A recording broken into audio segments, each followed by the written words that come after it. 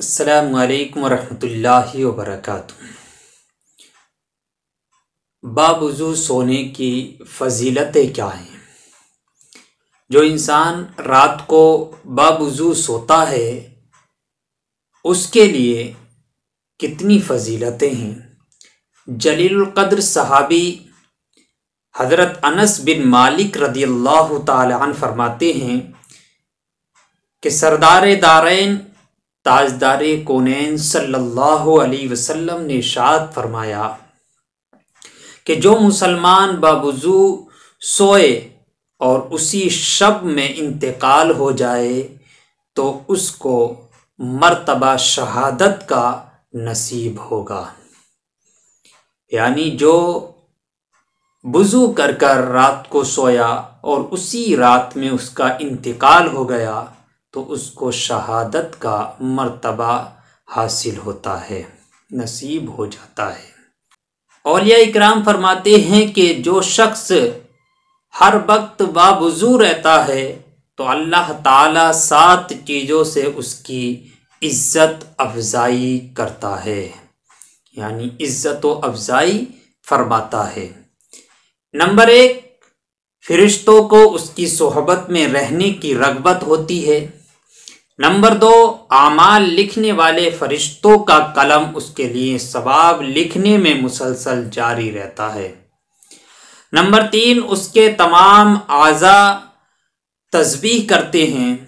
Number 4، اللہ تعالیٰ ایسے شخص کو توفیق عطا فرماتا ہے کہ اس سے تکبیر اولیٰ فوت نہ ہو، یعنی تکبیر اولیٰ اس سے کبھی فوت نہ ہو۔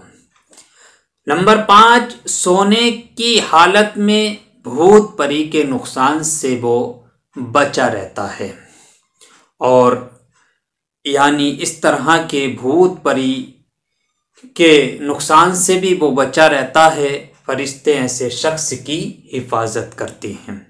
نمبر 6، جاں کنی کے وقت، یعنی جاں کنی کی جو سختی ہوتی ہے تو ایسا شخص اس سختی سے بھی محفوظ رہتا ہے۔ نمبر 7، جب تک وضو ہے اللہ تعالیٰ کی امان میں ہیں، اور حدیث پاک میں ہے کہ فرمایا گیا ہے کہ الوضوء حسن المومن، یعنی وضو مومن کا محافظ ہے۔ اسی واسطے مخدوم حضرت شاہ مینا قدس سراہ کی احتیاط کا یہ عالم تھا کہ نیند سے جس وقت بیدار ہوتے فوراً تیمم فرما لیتے، پھر وضو کی تیاری میں مشغول ہوتے۔ وضو اور تیمم کے متعلق ایک نقطہ بیان فرمایا جو محفوظ کر لینے کے قابل ہے۔ ارشاد فرمایا کہ بشر کی اصلی خلقت پانی اور مٹی سے ہے، یعنی اس کو جو بنایا گیا ہے اصل جو ہے اس کی وہ پانی اور مٹی ہے، تو دنیا کی آگ ان دونوں سے بجھ جاتی ہے، تو کبھی امید ہے کہ آخرت کی آگ بھی اس سے بجھ جائے گی۔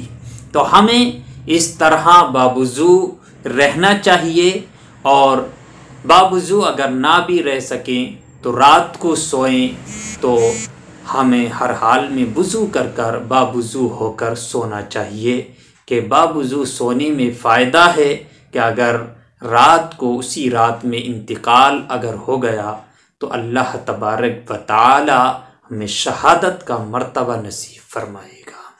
اللہ تعالی ہم سب کو باوضو رہنے باوضو سونے کی توفیق عطا فرمائے۔